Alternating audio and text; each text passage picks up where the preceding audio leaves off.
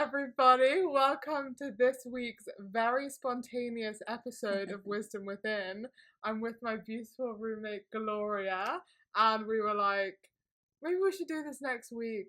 But then we were like, no, let's just do it now. Let's just do it now. Because Gloria has been doing some amazing things the past few days, and I feel like she's fresh out of it. And I was like, let's capture this vibe because we've been vibing very high this evening, and we just wanted to share that with you all. And so thank you so much for being here.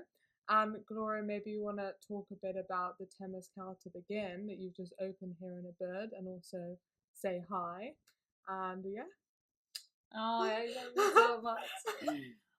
My incredible roommate. So, talking about the Temazcal.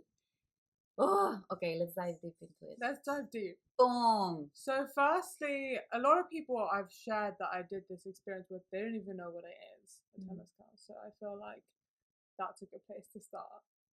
Yes. Oh my god, I love you.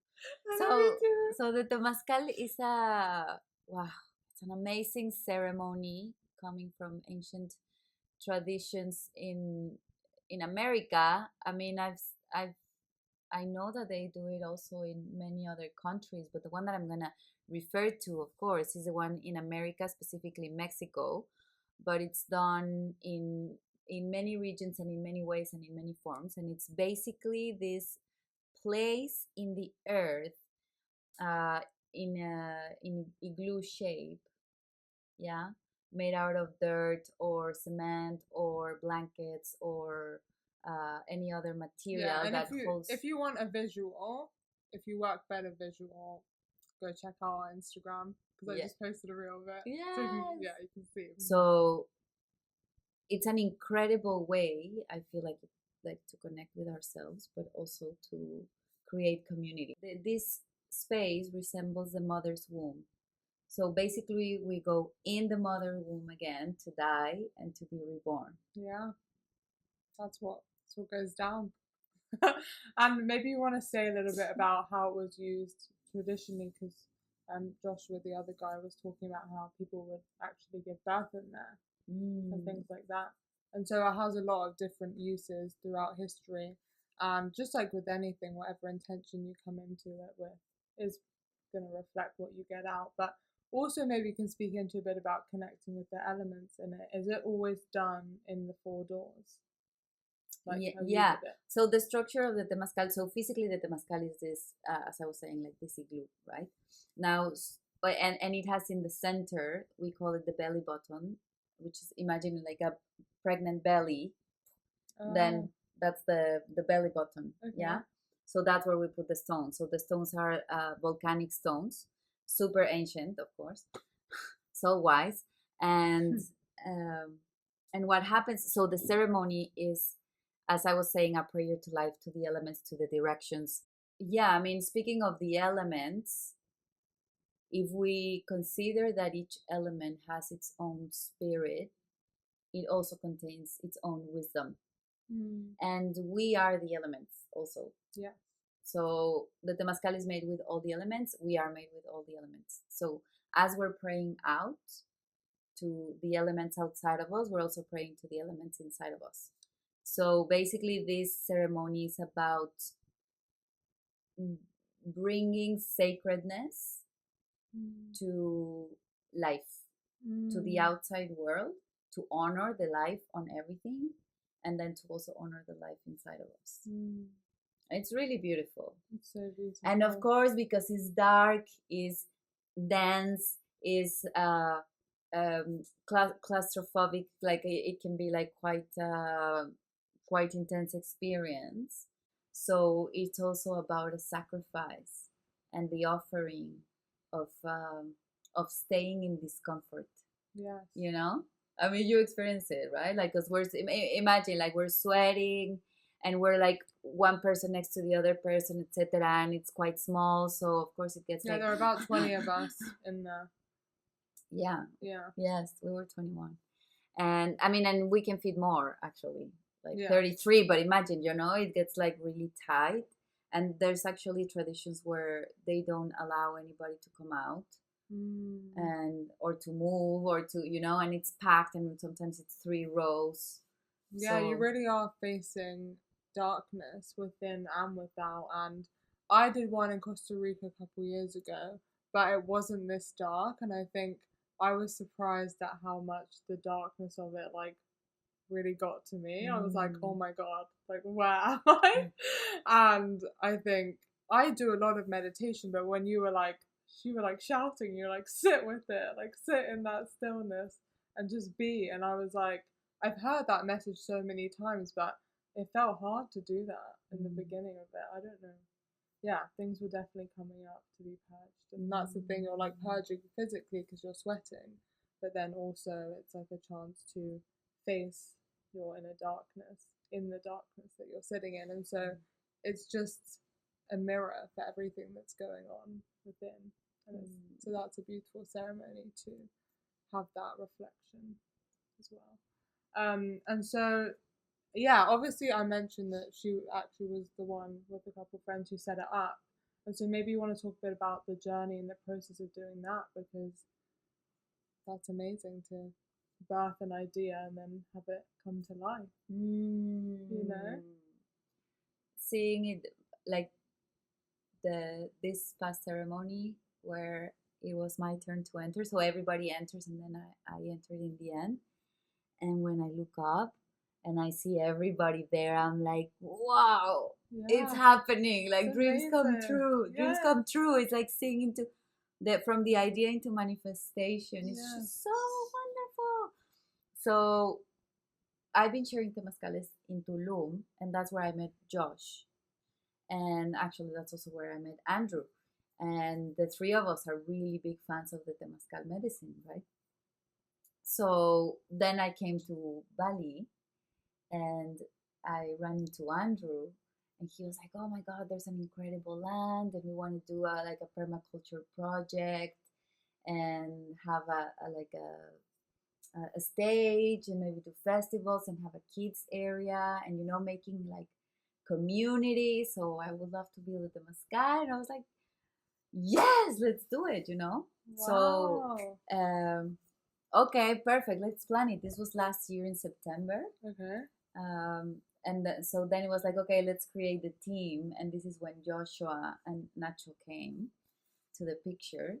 And so between Joshua, Andrew, and me, we started thinking about it, designing the Temazcal, thinking what materials, how would it look like, and it took maybe 7 months in order to September, December, November, March. So yeah, like 7 months to, okay, it's actually happening, right?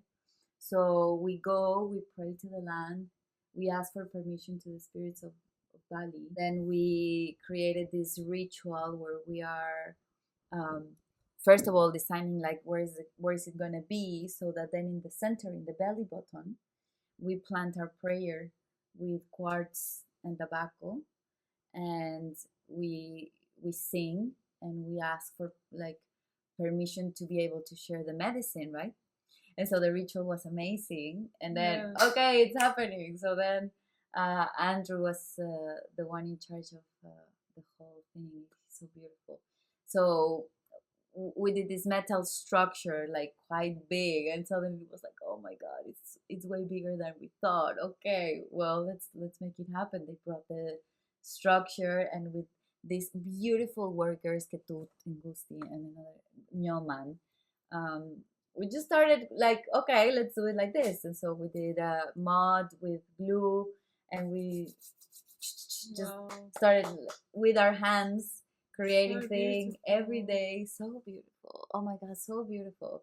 And then just figuring it out as we went, no? So Ketut is this Balinese guy, so fucking talented. So he did this snake shape in the center of the Temazcal. So suddenly, like, the element of the snake is there, right? And then we're like, oh my God, Quetzalcoatl. Quetzalcoatl is the serpent. In Mexico, this is how it's we're representing the Kundalini energy, right? Yes. Through Quetzalcoatl, this serpent that holds the feminine and the masculine. It's so wonderful. So then we were like, oh, now let's make a head of this serpent that holds the Temazcal, right? Wow. So suddenly we have a beautiful head on top of the Temazcal, and then I don't know if like 2 months passed since we said the prayer to our first ceremony, and it's wonderful. It's just so wonderful, because also the thing is that it's a project in community. There's no way that one person can build a Temazcal, and that's why it's so magical. So everything starts by building the fire, and we put the stones according to the directions, the first 7 stones according to the directions, and then we set the intention to pray that to start the fire. We start the fire, we put more stones, we just continue building the fire for maybe like an hour and a half or 2 hours. Yeah. As we're singing and we're like really focused, then you saw we're cleaning the Temazcal. Talia came to do it. So we clean the Temazcal, and we put the altar and the flowers, and we bring the water, and it's just like a lot of work. So much love goes into it, and I think it's so easy just to show up and walk into something and like not realize how much. I mean, that's like with anything that's built, right? It's like you like lack that appreciation. So I'm appreciating you for doing this, and like it's gonna be amazing, you know, for people to be able to experience that and have it on this land. It's so beautiful. So if you ever come to Bali or know anyone in Bali who's visiting, then make sure they go to a ceremony with Gloria. Yes, amazing. please. Yes, please. Everybody should experience a Temazcal. And it's like with any ceremony or journey or anything you face in life, it's like, even if you have a negative, quote, negative experience, that's still a teacher for you. Even if you have that panic arise, it's like, can you sit with that panic? And that's just a mirror for how you deal with panic in the outside world. It's a place to, you know, practice. It's a practice.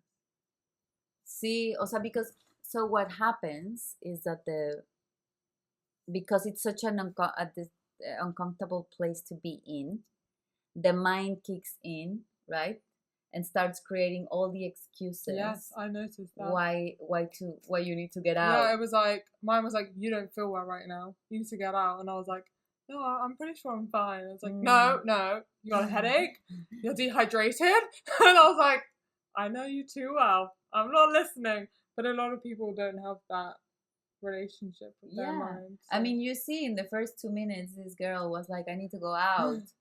And Josh was like, okay, but wait a little bit and stay with that. And she transcended it. But of course, it's for me, the first time I did a Temazcal, I left in the middle of the Temazcal. I was like, fuck this shit. Like, I just can't deal with this because it was too much. You're going to faint. You're going to die. Something's going to happen. Blah, blah, blah, blah, no, right? So it's a beautiful place to really observe how the mind kicks in and how much we can decide not to pay attention to her. I mean, to pay attention to her, but not to act on what she says. Yeah, I mean, the way you relate to your mind shapes your entire experience of this life. And so practicing that, whether it's through doing rituals or meditation or whatever it is, like I was just reading something that was saying like that is what we're here to do. Like everything else in your physical reality disappears, but like your self-realization and your relationship with becoming the witnessing consciousness is literally what we're on earth to do. So by doing these ceremonies and things, that's just like one step into doing that and learning about yourself.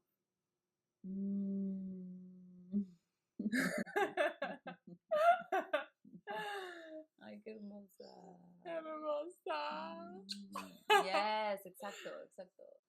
It is a medicine. And also because, as I was saying, you know, like we elevate the sacredness. Yeah. We're really touching to sacredness. And I love what you said about the celebration, about how celebrating is celebrating all that is. Even when it's like you're in that pain, it's like, how can you like celebrate that? How, and that is like meaning, how can you make it sacred? How can you like absorb the most alchemy out of what is presenting? Exacto. You said it in such a beautiful way. Thank you. Yes, that celebration, right? Like we think celebration is just being happy. No, celebration is being like, wow, this is happening. Oh my God, I feel so much pain. Oh, I would love to run right now from here. But staying, right? And knowing, oh, this is a medicine. Oh, I can observe my mind. Yeah. Oh, I can receive the heat. Also, the heat is intense. Sometimes too intense. This was not as hot. Sometimes it burns. And it's just like so unbearable. Like, now I'm going to die. Now I'm going to die. No, we're not dying. And so the mind then is like, she starts understanding, oh, I'm actually safe in here. Yeah. And actually, maybe parts of you are dying. Yeah. Also. Yeah. I mean, every time we go in is to die. Exactly. And to resignify our birth, which is incredible because it's like the opportunity that we have every day when the sun comes out to celebrate our life, to celebrate our birth, right? But okay, of course we forget sometimes. But so consciously going into, okay, I'm dying to rise like into a new person. Yeah, because Josh, the guy, said about how birth is like your first trauma of like coming into this world and how that can be mimicked in the Temazcal, but also you get to like reclaim that in a new way of like coming back into the light from the darkness. Like, what are you bringing to that with more intention this time?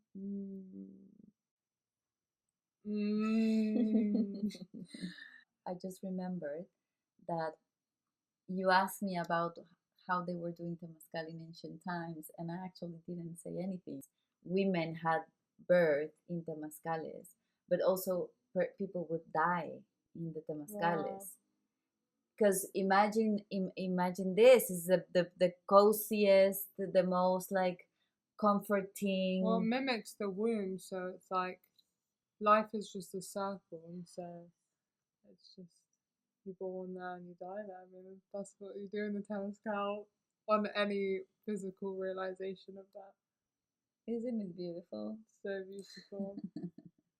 Yeah, because just imagine when you come out the womb, the physical womb, how like traumatizing just being in all that light is, especially if it's like sterile, not natural light. You're like, you know, it's like not the vibe. So if you just stay in the Temazcal for a little bit longer after you're born, you're still in the dark.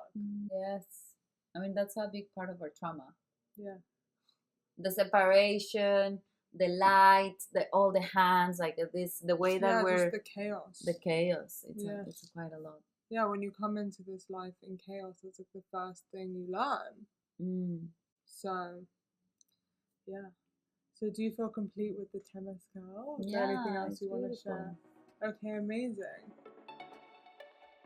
I hope you guys enjoyed the episode of learning all about the Temazcal. So as we said in the episode, if you are in Bali, come visit it. And also, there might be one near you. So definitely do some research into that. Next week, we'll be talking about breathwork, the power of ritual, and building an altar. So stay tuned for that. And I hope you guys are having a wonderful day. Lots of love.